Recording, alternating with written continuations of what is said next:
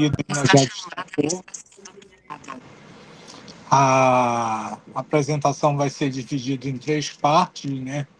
A princípio, a intenção era apresentar toda a apresentação, né, com esse tema, em uma vez só. Mas aí eu acabei verificando que ia ficar muito extenso, né, porque, de fato, é um tema que demanda muitas explicações, muitas discussões.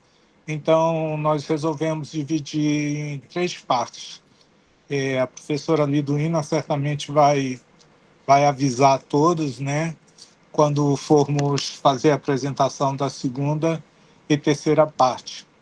Então, o título do trabalho originalmente da apresentação era Inteligência Artificial e Física, uma parceria que redefine a pesquisa, o ensino e o mercado, né? Então, isso foi dividido em 3 partes, e aí a primeira parte será a parte da pesquisa, né? Ou seja, a parceria que redefine a pesquisa. Aí, num segundo momento, é uma parceria que redefine o ensino, e num terceiro momento, uma parceria que redefine o mercado, né? A gente vai falar de tudo isso associado a essa conexão, né? Essa complementariedade da inteligência artificial e da física, tá?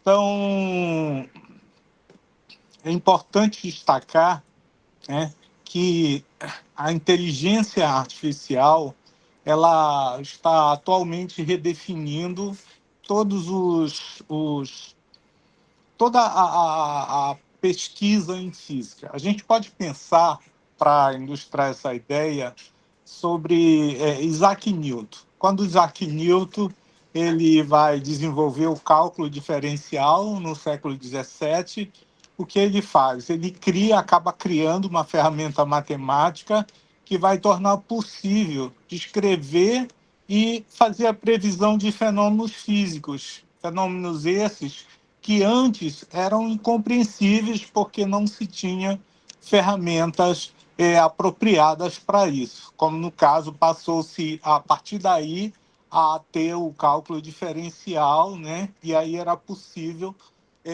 descrever, prever, analisar esses fenômenos. Por exemplo, a partir desse momento vai ser possível, né, descrever a trajetória de um planeta, né? Vai ser possível descrever o movimento de um projétil, vai ser possível descrever um fluido, né, se deslocando, se movimentando, né, o fluxo de fluido.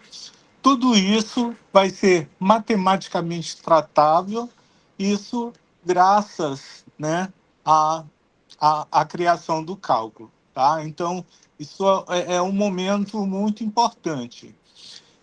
A gente vai agora, nesses minutos, né, nessa 1 hora aí, em média, vamos tentar demonstrar para vocês como é que a IA está transformando cada aspecto da pesquisa em física. Tá? Por exemplo, essa transformação ela se dá desde o processamento de petabytes, isso mesmo, petabytes, né, petabytes, tá? De dados do grande colisor de Hadrons, no CERN, até a descoberta de exoplanetas, né? Exoplanetas, se eu não estou enganado, a professora Liduína trabalha nessa área, né? É uma das coisas que ela faz ou deve fazer, tá? Então, esses exoplanetas estão a milhares de anos-luz de distância e aí você se adquire uma quantidade muito grande, né? Eu já falei aí, da ordem dos petabytes, tá? De dados, de imagem, e esses dados precisam ser selecionados, né? Ser otimizados, esses dados, para que se possa, então, a partir daí, tê-los como dados de entrada, tá? Então, essa integração também da física com a inteligência artificial, ela passa pela otimização de dispositivos quânticos em escala nanométrica, tá? Então, nós vamos...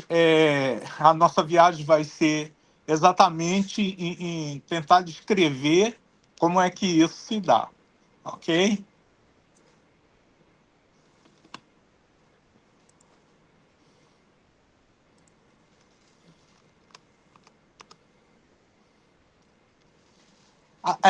Bom, a gente vai falar então agora como é que se deu, como é que se dá essa convergência, né, de duas revoluções científicas. A gente sabe que a física moderna ela enfrenta desafios sem precedentes, né? São quantidades de dados enormes, né, dados por segundo, e simulações que vão exigir meses de processamento, fenômenos muito complexos que desafiam a intuição humana. O legal disso aí é que a inteligência artificial ela alcançou maturidade suficiente para processar volumes massivos de informação, identificar padrões que eram invisíveis aos métodos tradicionais.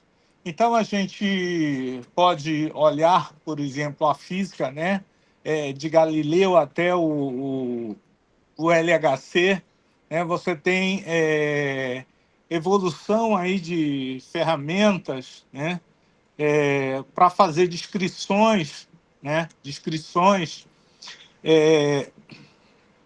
de dados, né, que vão aumentando cada vez, né, até nós chegarmos, evidentemente, ao LHC, né, lá do CERN, tá? Como eu falei, uma quantidade de dados muito grandes, tá?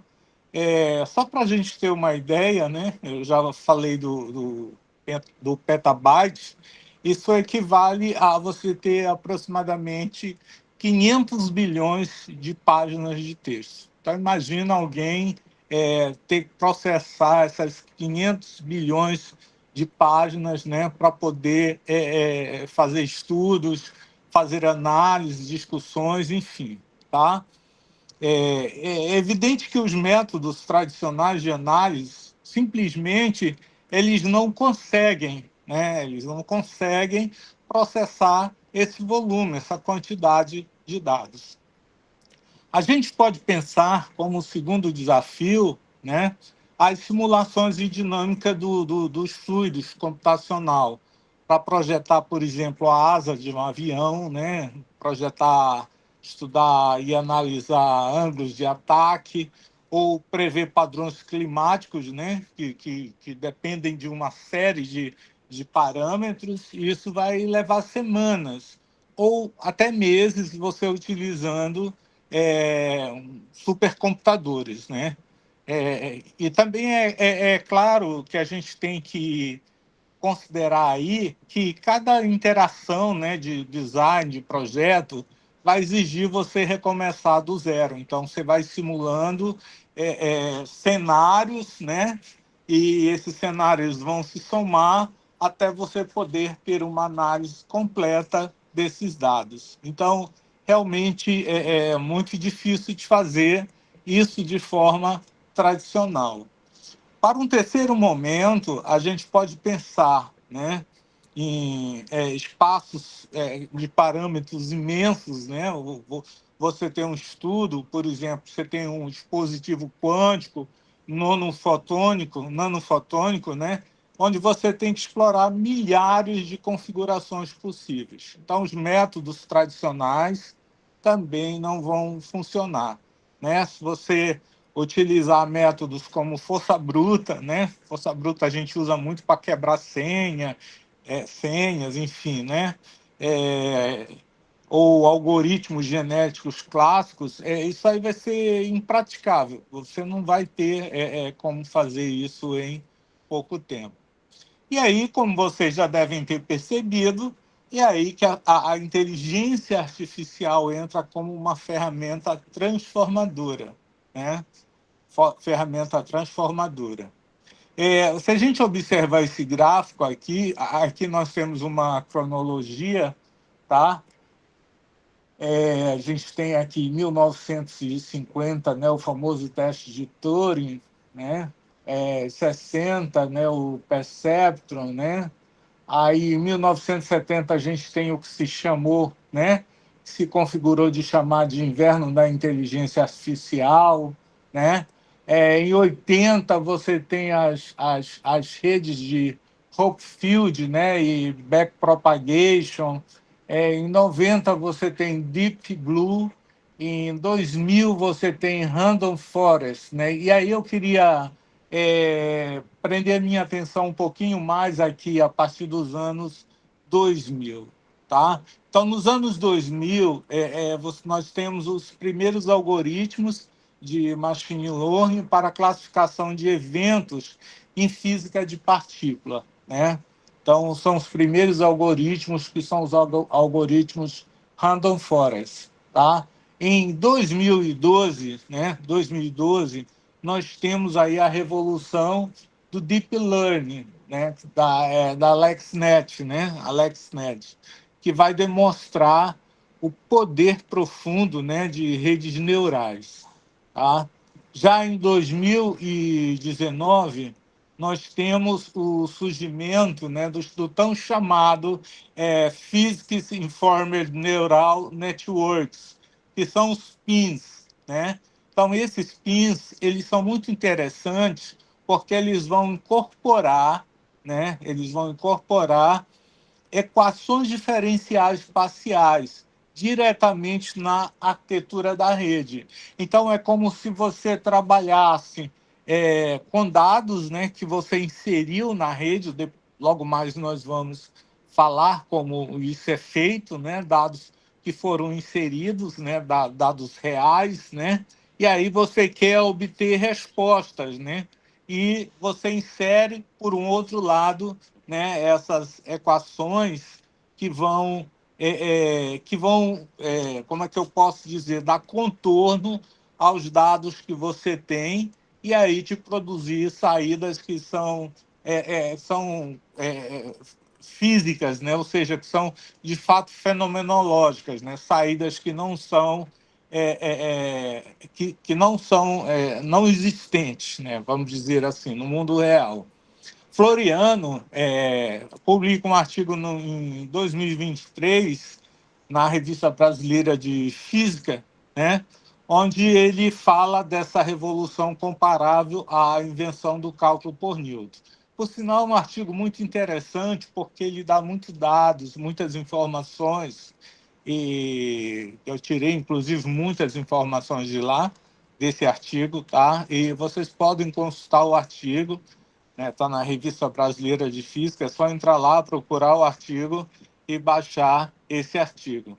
Então, ele afirma, né, que, assim como o cálculo tornou possível a física, a matemática moderna, a inteligência artificial está tornando possível uma nova física computacional capaz de enfrentar os desafios do século XXI.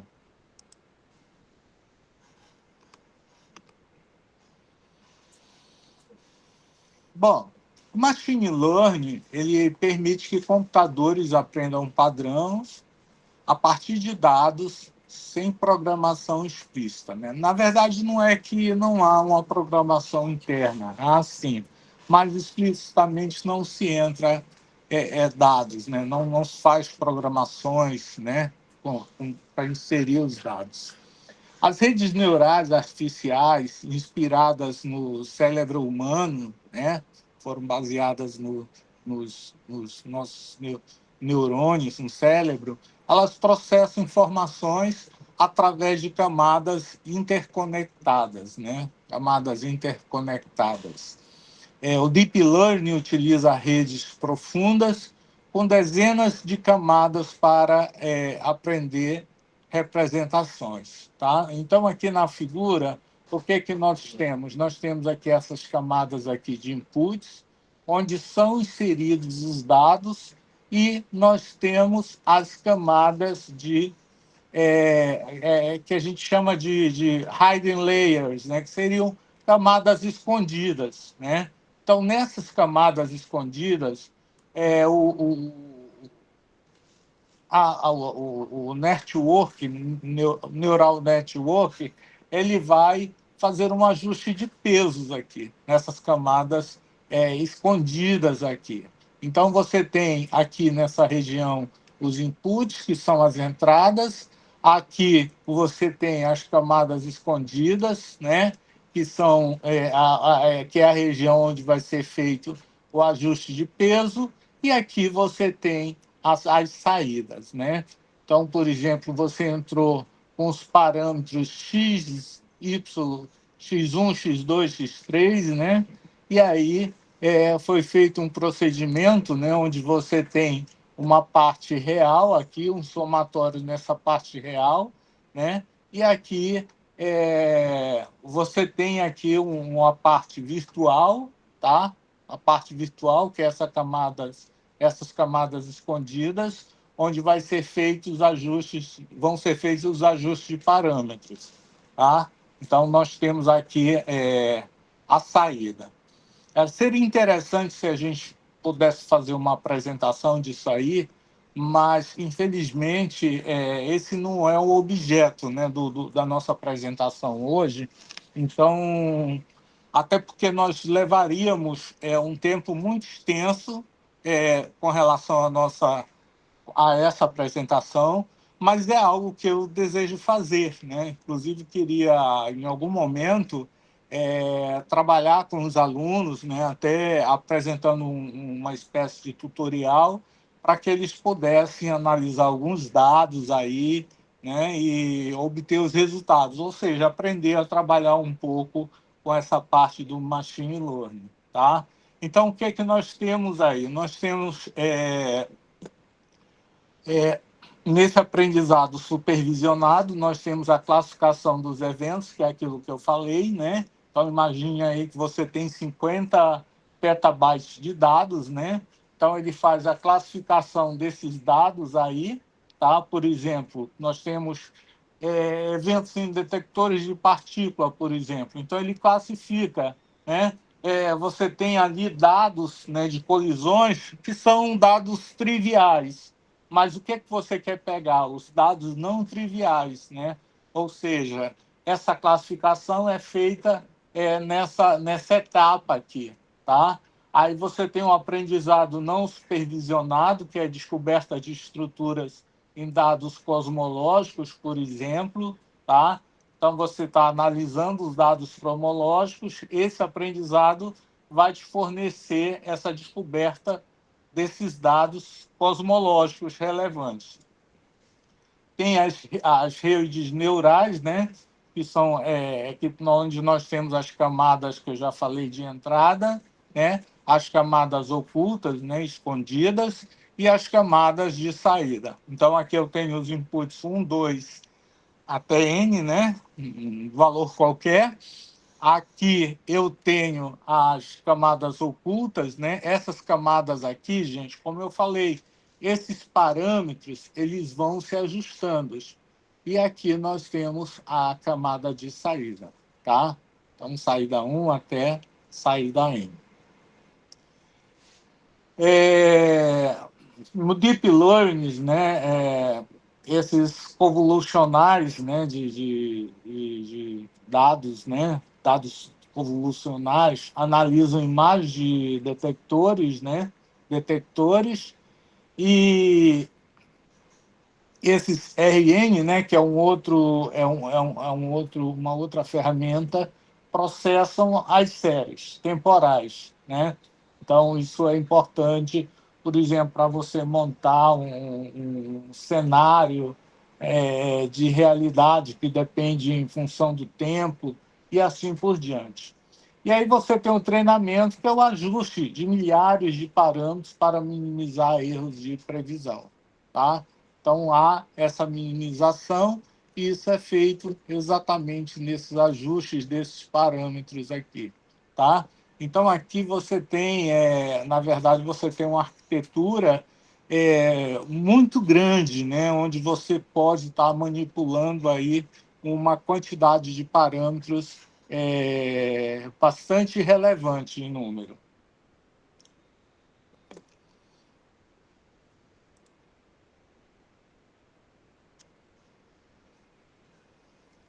Bom, Como eu falei para vocês, opa,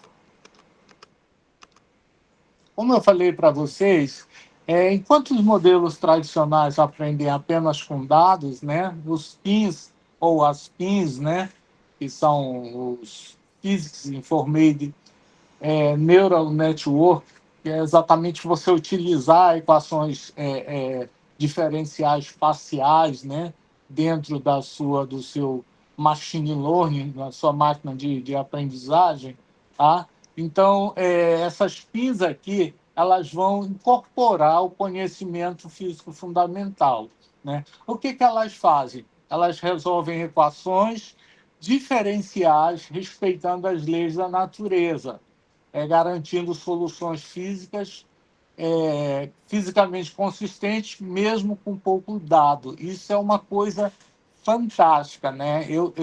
Para falar a verdade, eu tinha uns trabalhos que eu precisava obter algumas variáveis, né? Processar umas variáveis e obter alguns resultados. E eu tinha um problema muito sério com dados, né? Com os dados que eu tinha, né? Em algumas sessões eu tinha muitos dados, mas outras sessões eu tinha poucos dados. E aí ficava difícil estabelecer uma correlação desses poucos dados, né, usando uma técnica é, é, normal de trabalhar com isso, né? E foi um problema que eu consegui resolver usando essa estratégia, né? Ou seja, usando as FIIs, tá? Por quê? Porque elas colocam leis físicas, né? Leis físicas. Então, por exemplo, nós temos aqui, olha, né?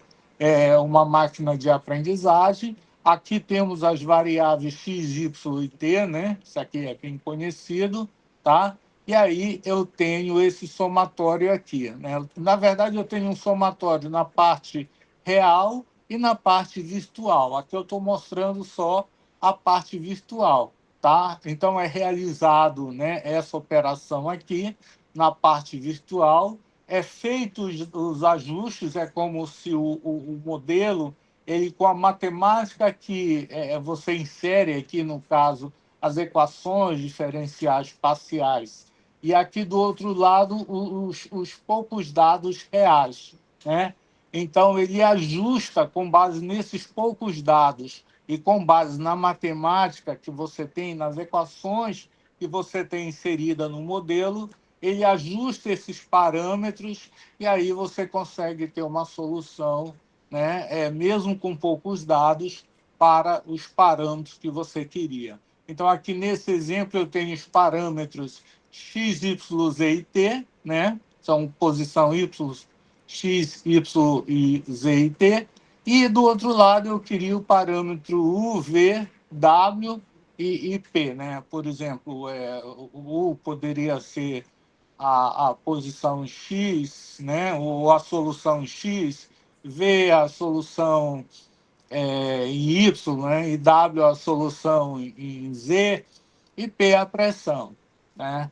Então, essa técnica te possibilita, né, você obter esses resultados, tá? Então, o que que acontece com a IA tradicional? Aquilo que eu já apontei para vocês, ela pode gerar previsões fisicamente impossíveis, né? Como aquela soluçãozinha lá da raiz quadrada, né? Então, você calcula lá e você obtém uma solução imaginária lá, né? Com um izinho, né? Aí você se pergunta, opa, para que isso serve, né? Quer dizer, eu conheço a solução real, eu compreendo para que ela serve, mas essa solução imaginária aí eu não compreendo, né? No caso da IA tradicional, eu vou ver que essas saídas que foram obtidas, elas não têm correspondência com a fenomenologia do problema, né? Ou seja, ela me apresenta soluções fisicamente impossíveis, tá? Então, é importante considerar isso. E aí entra a solução, né, aqui está errado, né, das PINs, tá? Que integra leis físicas na função de perda do modelo, né? Na função onde eu estou tendo aqui dados que são fisicamente impossíveis. Essas PINs, elas resolvem EDPs combinando dados observáveis, né, com resíduos de equações. Por exemplo, eu tenho a equação de Navier-Stokes, né, e aí eu quero fazer um modelo climático de dinâmica dos fluidos, tá? E aí eu tenho alguns dados, algumas medições, mas eu não tenho todas as medições, né? Então eu preciso inserir aí esses modelos, né? Essa parte aqui de equações, né? Eu vou resolver no processo aqui essas equações de diferenciação automaticamente, né? E eu tenho aqui, né, nas perdas, né? Nas perdas aí do modelo, né? Na loss computation, eu tenho exatamente as equações, né? Por exemplo, equação de movimento, leis de conservação, conservação de momento. Aí tem as restrições, né? São as condições iniciais, as condições de contorno, né? E aí temos o objetivo, né? Tá? Então, o estado, né, que eu vou querer obter e o curto tempo, né? Curto tempo. Então, essa otimização, né, ela vai ter aqui um argumento que minimiza, né, esses parâmetros aqui, tá? Então, o importante, né, é que funciona com dados escassos, pois a física preenche as lacunas, né, os gaps, tá? Isso, evidentemente, pode ser aplicado em equações do calor, né, dinâmica dos fluidos, na mecânica quântica e assim por diante. Onde você tiver equações EDPs, né, você pode ir aplicando.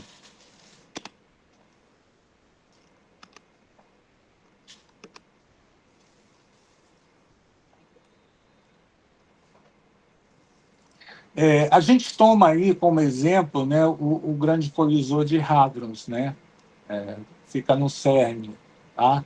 Esse colisor de hadrons ele gera 1 petabyte de dados por segundo, através de bilhões de colisões, tá? Então, o sistema de inteligência artificial eles realizam a triagem em tempo real, descartando 99,999 dos eventos triviais. Ou seja, são aqueles eventos que ele não precisa processar, pois são eventos triviais, e preservando os raros sinais de nova física, né? Um exemplo aí é o bóson de Higgs, né? Então, o bóson de Higgs ali é um evento não trivial, né? Então, ele faria, no caso, né, analisando esses dados, ele faria a triagem, descartaria esses dados de eventos triviais, e aí, a partir daí, ele, com a preservação desses raros sinais, ele obteria, evidentemente, material para análise, né, da detecção do bóson de Higgs. Tá? Então, seria essa a ideia. Tá? Redes neurais profundas classificam eventos com precisão superior aos métodos estatísticos tradicionais. Tá? Então, aqui nós temos uma tabelinha, né, alguns volumes de dados gerados por grandes experimentos em física. Só.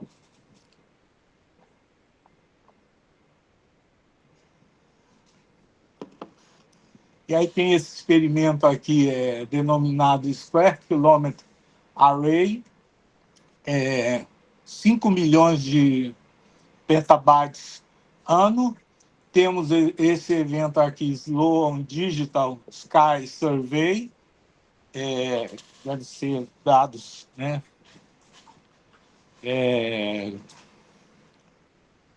Dados do céu, né? 200 petabytes ano. Temos o LIGO, né? O famoso LIGO, 100 petabytes ano. Telescópio Kepler, 500 mil petabytes ano. e a LHC 1 milhão de petabytes ano. Então, um volume de dados extremamente grande, né? Então, como é que fica o nosso desafio? 1 petabyte de dados por segundo, né? Eventos interessantes são 1 em 10 bilhões, né? Então, é feito esse descarte aqui, e aí, segundo essa análise, os eventos que de fato interessam vai ser 1 em 10 bilhões, né? Então, é só fazer a continha aí para você ter 1 petabyte de dados, quantos eventos interessantes você teria, tá? Aí a solução da IA, né? Sistema de trigger, multicamadas com machine learning para seleção ultra rápida, né? Então, isso aqui é o método que seleciona os dados relevantes. Aí, análise, né? Que são CNNs, né? Que identificam partículas em imagens 3D dos detectores, tá? E a IA foi crucial, né? Ela foi crucial na detecção do bóson de Higgs em 2012, né? Então, usando essas metodologias, se detectou o bóson de Higgs em 2012. E, só para concluir, né, a busca, chamada busca agnóstica, onde algoritmos encontram anomalias sem teoria prévia, né? São exatamente os dados que se quer buscar.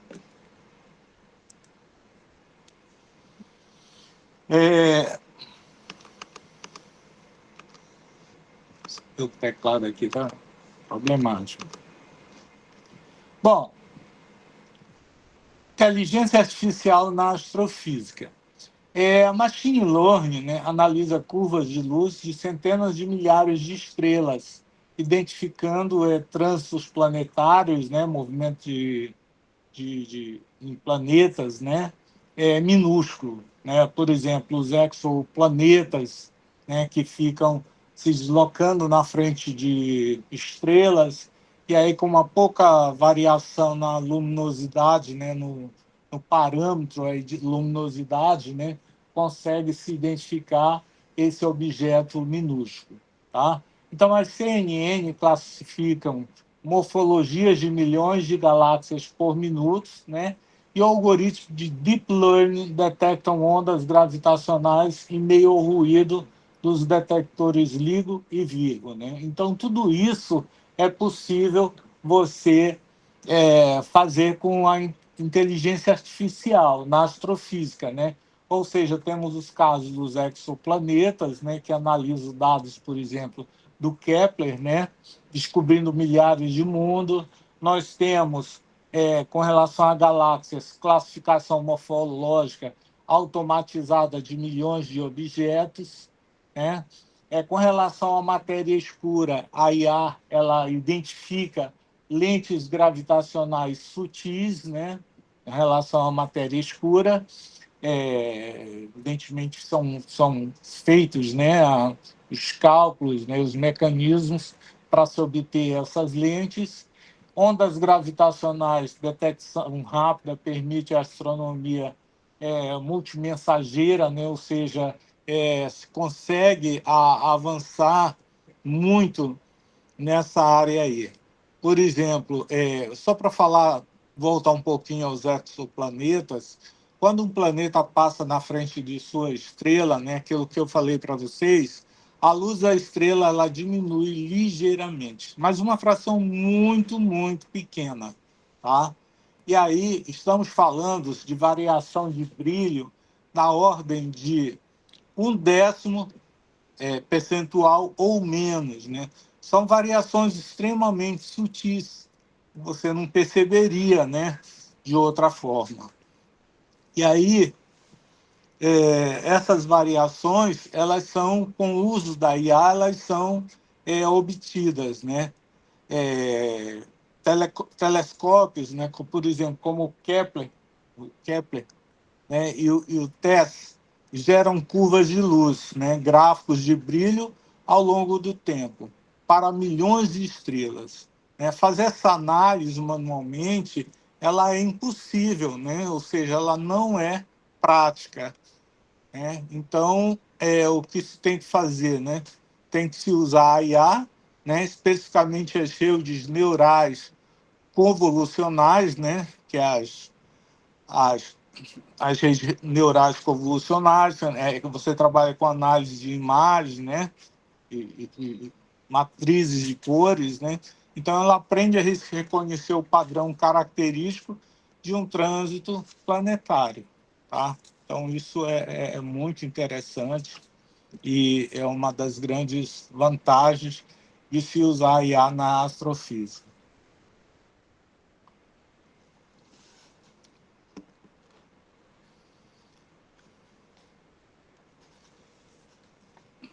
E aí você tem milhares de exoplanetas descobertos, né? São candidatos a mundos habitáveis, né? Uma segunda aplicação que a gente pode destacar aí são a classificação de galáxias, né?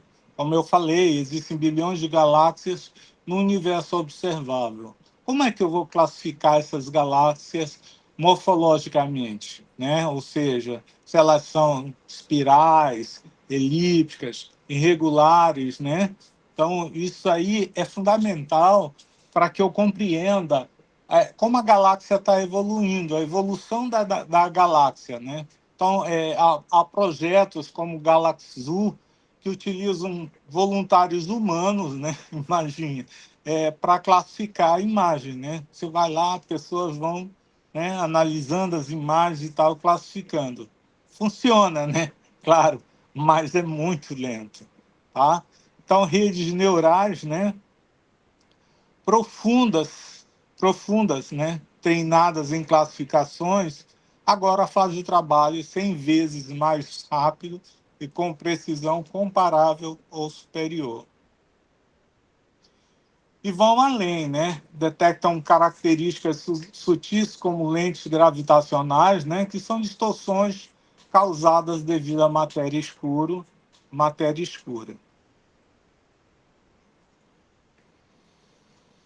Uma terceira aplicação, né, pode ser, a gente pode considerar como a detecção de ondas gravitacionais, né? Detecção de ondas gravitacionais, tá?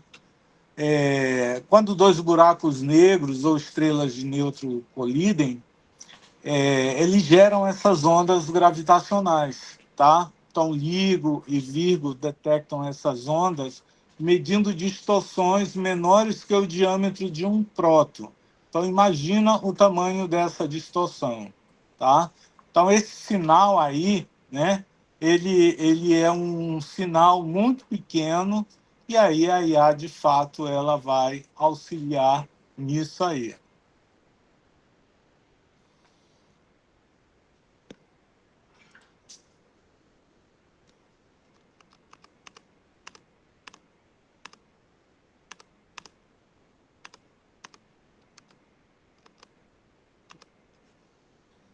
Bom, agora vamos falar um pouco da IA na física quântica.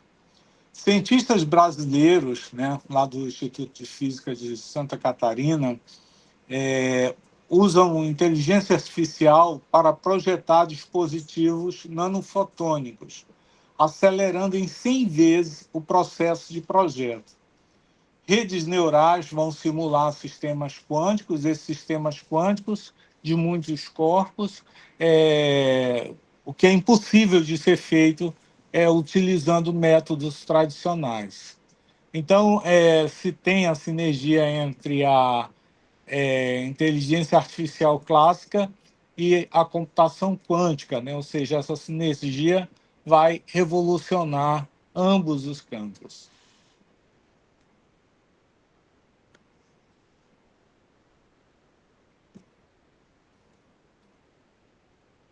Bom, É, quando você trata, né, de dispositivos nanofotônicos, né, que manipulam luz em escalas nanométricas para criar circuitos ópticos, sensores ultrassensíveis e componentes para computadores quânticos, de fato, projetar esses dispositivos é uma tarefa extremamente desafiadora. Por quê? Ora, porque o comportamento da luz em nanoestrutura é governado por equações de Maxwell em geometrias complexas, né? Cada configuração geométrica, espessura de camadas, formato de guias de onda, posicionamento de ressonadores, produz propriedades ópticas diferentes, tá? Então, os métodos tradicionais de otimização testam as configurações, uma por uma, usando simulações eletromagnéticas. Cada simulação pode levar horas, né? Então, o que nós estamos lidando aqui, como nós já falamos, são de eventos de simulações, né, que demoram tempos muito significativos, muito grandes, né? Então, explorar milhões de configurações é impraticável, completamente impraticável, né? E aí a IA, com o uso da IA, né, segundo o Marega Júnior, 2025, algoritmos de aprendizado por reforço e otimização bayesiana. Explora o espaço do projeto de forma inteligente, focando em regiões promissoras e evitando configurações claramente subótimas, né? Subótimas. Qual o resultado disso, né? Você tem dispositivos nanofotônicos que são otimizados 100 vezes mais rápido do que em métodos tradicionais, né? Então, um bom fator multiplicativo aí. E, frequentemente, a inteligência artificial descobre design não intuitivos que humanos nunca teriam tentado, né? Geometrias estranhas, que surpreendentemente tem desempenho superior. Desempenho superior. Uma segunda aplicação aí nessa área aí da física quântica, né, pode ser vista como a simulação de sistema quântico, né? Ou seja, você simular comportamento de sistemas quânticos, de moléculas, de materiais, circuitos quânticos, é fundamental para a química computacional, é fundamental também para a ciência de materiais e o desenvolvimento de computadores quânticos, tá? E aí, novamente, o problema será a complexidade, né, que cresce exponencialmente com o número de partículas. Um sistema de apenas 50 elétrons requer mais estados quânticos do que átomos no universo observável, para que se represente de modo exato esse sistema. Então, observem aí a grande encrenca, o grande problema que se tem, né, nesse tipo de simulação. Tá? E aí, novamente, né, é possível, né, você utilizar a IA, tá, que vai oferecer uma solução aproximada. As redes neurais, elas podem aprender a representar funções de onda, o estado quântico, né, que é o estado quântico complexo de um sistema, de forma compacta, né?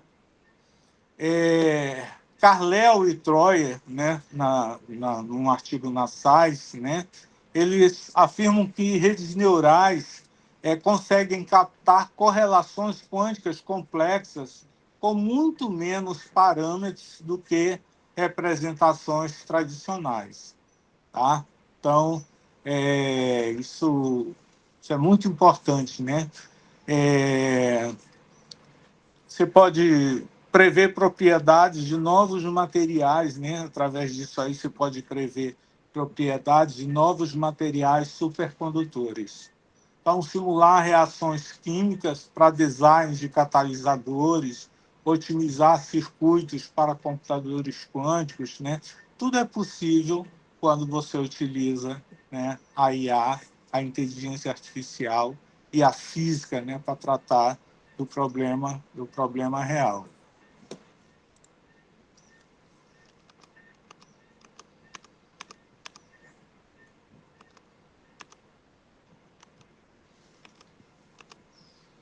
Bom, agora vamos falar um pouquinho sobre a inteligência artificial em simulações físicas, né?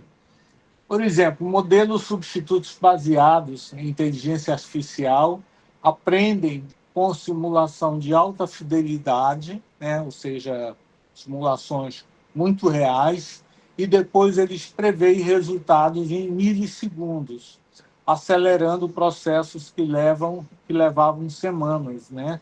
Então, novamente, é uma redução do tempo muito significativa. Plataformas como NVIDIA, Physics Nemo e SteamAI democratizaram o acesso a simulações avançadas, né? A descoberta de materiais é acelerada em ordem de magnitude. Então, de fato, né, a utilização dessas plataformas, né, até mesmo equipamentos, né, da NVIDIA né, de altíssima precisão e processamento, vai possibilitar simulações muito avançadas.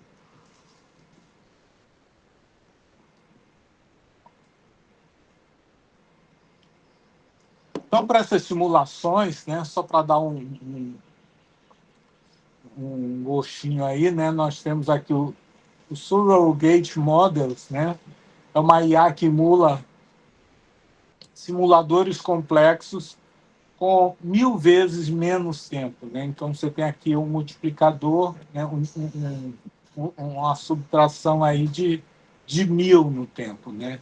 Da ordem de 1000 vezes. Na dinâmica computacional dos fluidos, né? Eu trabalho, é uma área que eu trabalho com isso aí, e a gente sabe, né, a demora, o tempo que leva para você fazer uma simulação, né? Você tem todo aquele processo de você discretizar a tua malha, né? Fazer a malha, discretizar essa malha, colocar geometrias em regiões de maiores gradientes, né? Então, por exemplo, uma região aqui, nessa região onde eu preciso talvez uma informação mais acurada, né? Então eu mudo a geometria aqui, posso colocar uma geometria triangular ou tetaédrica, enfim, né? E com isso, né, eu vou rodar essa simulação, né, utilizando a inteligência artificial e vou obter soluções muito realísticas, né, muito boas para previsões, né, em dinâmica dos fluidos, previsões como o tempo, né, o movimento de aeronaves, né, design, projetos de aeronaves, enfim.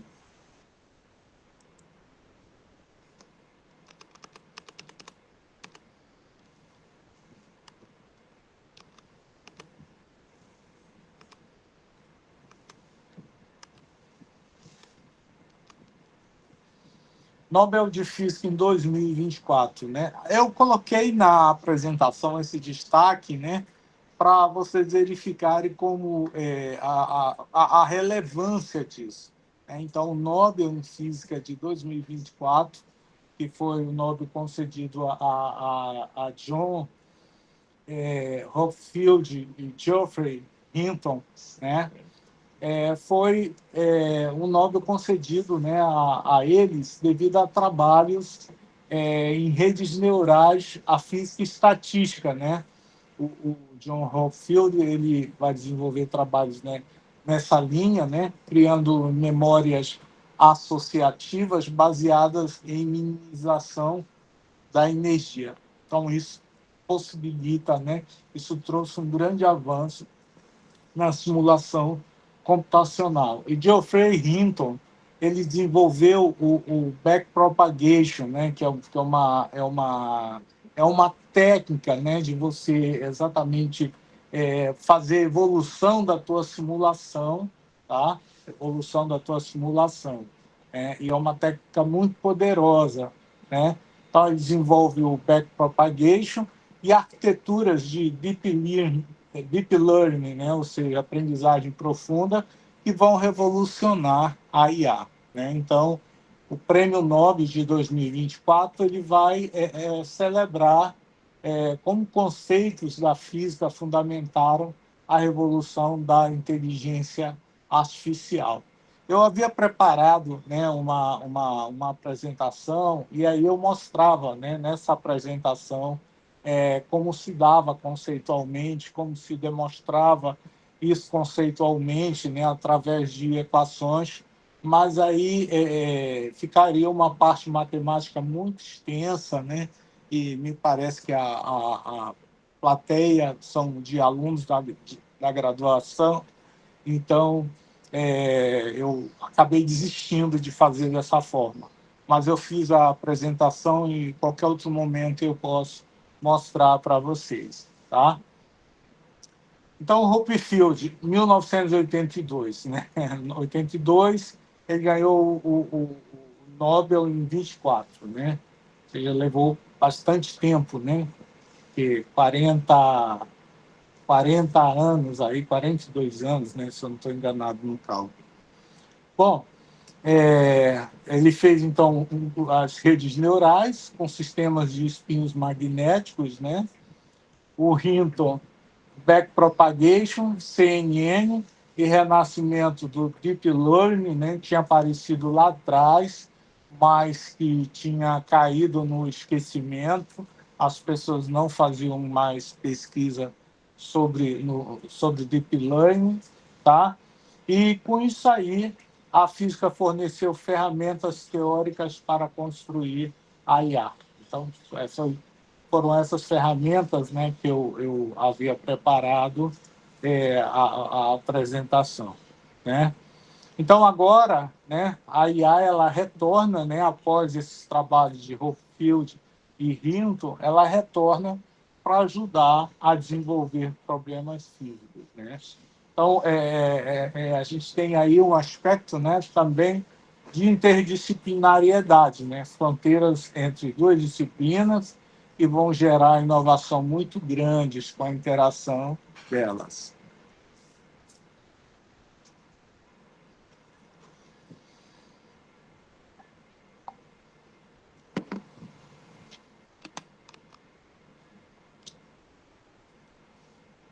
Algumas vantagens da parceria, né?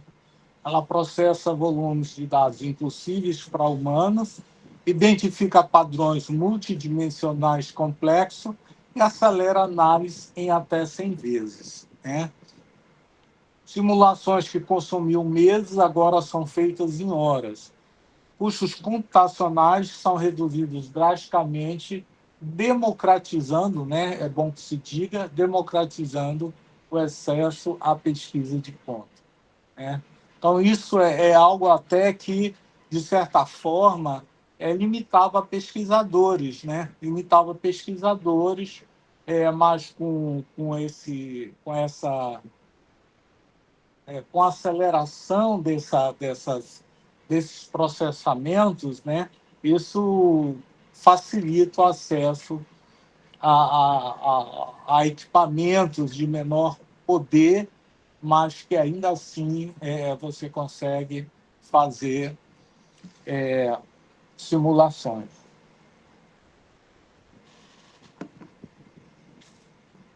Algumas características, né?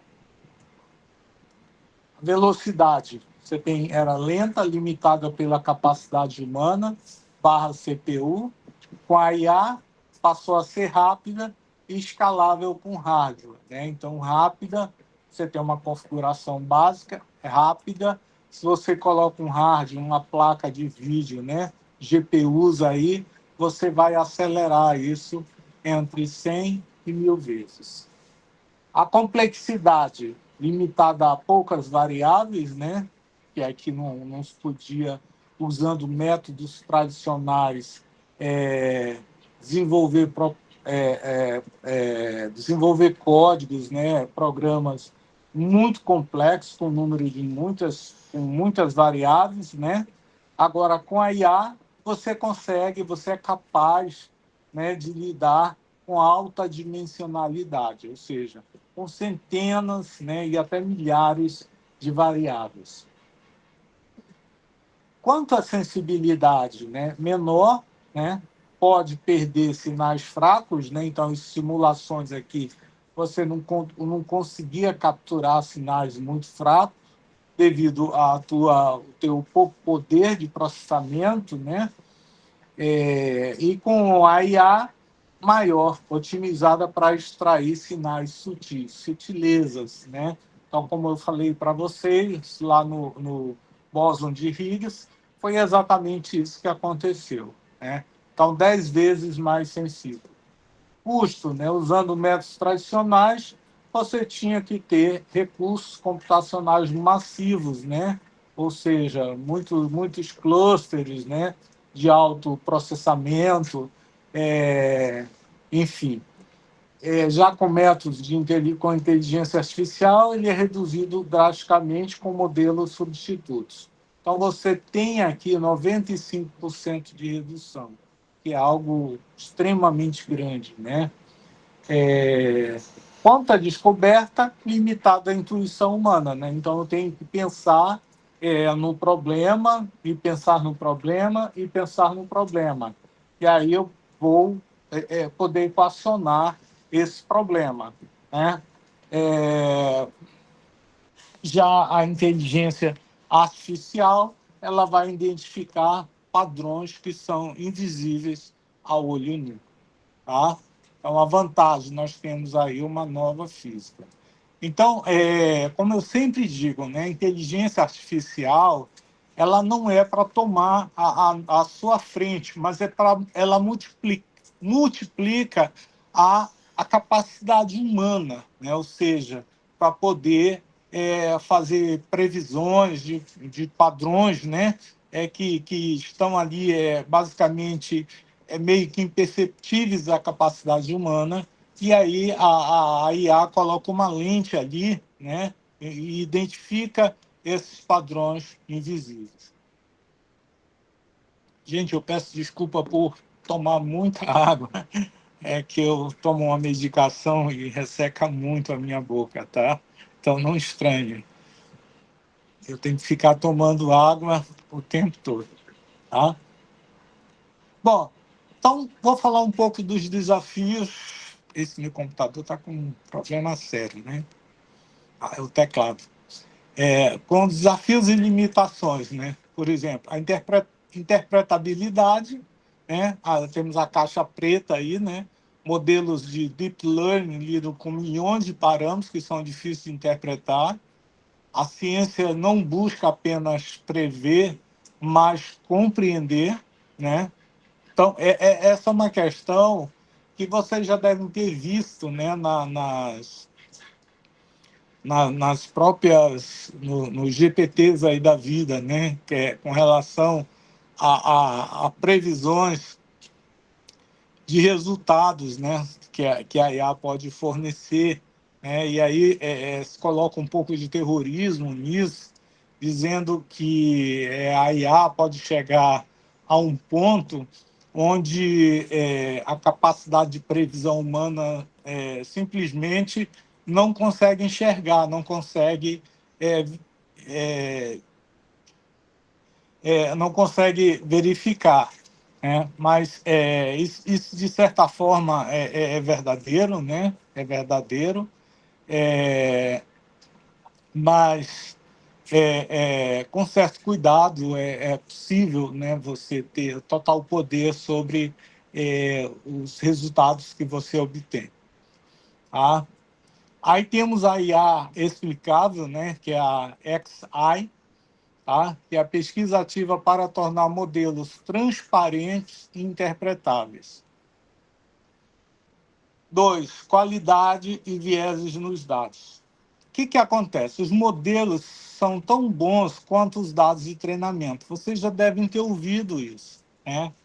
Então, às vezes as pessoas ficam pensando assim, bom, o GPT vai pegar as minhas informações, os dados que eu utilizo ali para treinamento, né? E esse é um aspecto interessante, porque se precisa de dados bons, né? Então, na rede tem de tudo, né? Tem muita bobagem, muito dado que não interessa a praticamente ninguém, a não ser a pessoa que criou aquele dado, tá? Então, você precisa de dados de treinamento que sejam dados bons, para que você tenha modelos bons, tá? Então, vieses de simulação e vieses de seleção propagam-se para as previsões.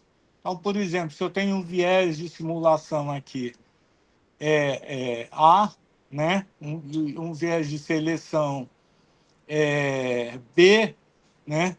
Então, eu vou ter uma previsão aí que vai ser resultado desses vieses AB, tá? Temos a validação rigorosa e estratégias de mitigação são essenciais para resultados confiáveis, né? Como a gente sabe, a IA alucina, né? Os GPTs da vida alucinam, né? O que é alucinar? É você ter resultados que estão totalmente fora, né, da linha ali que você solicitou, que você introduziu os seus dados de entrada. É como se você pede algo e a IA vai te dar uma resposta totalmente diferente, que não tem nada a ver com os seus dados de entrada. Então, isso é muito importante. Quando você trabalha com IA, você tem que verificar essas saídas, né? Como a gente sempre diz, a IA ela deve ser usada para acelerar, né?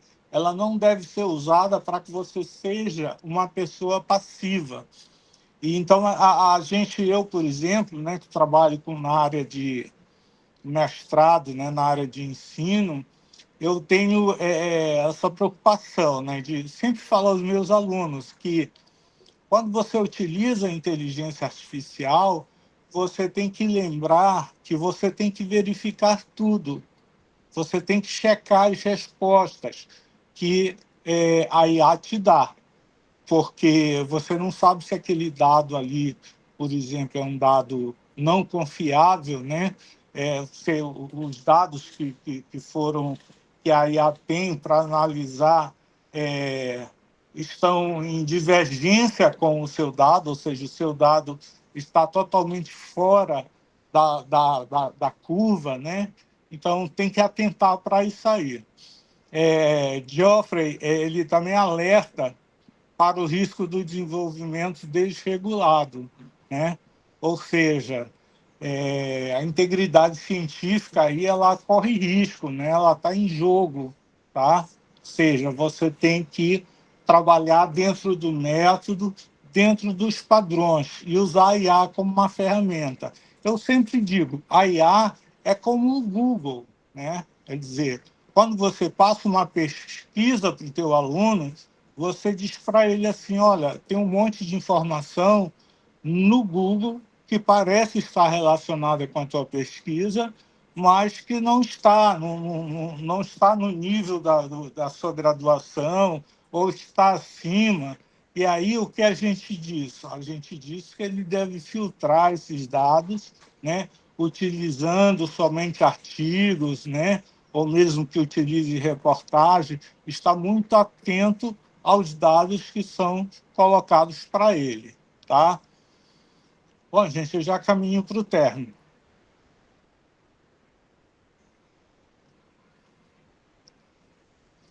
Então, essas questões éticas, elas muito, são muito, muito, são muito sérias, né? Muito sérias. Então, essas diretrizes, elas devem ser claras, né? E necessárias para publicação e validação de resultados obtidos com IA, né? E, finalmente, há limitações técnicas e energéticas, né? O grande problema da IA, eu acho que vocês já têm acesso, né? Já têm visto essa informação, é o grande consumo de energia, né? Que os modelos, principalmente os maiores modelos, né? Eles consomem uma alta quantia de energia né, porque eles usam hardware especializado, que são as GPUs e as TPUs, tá?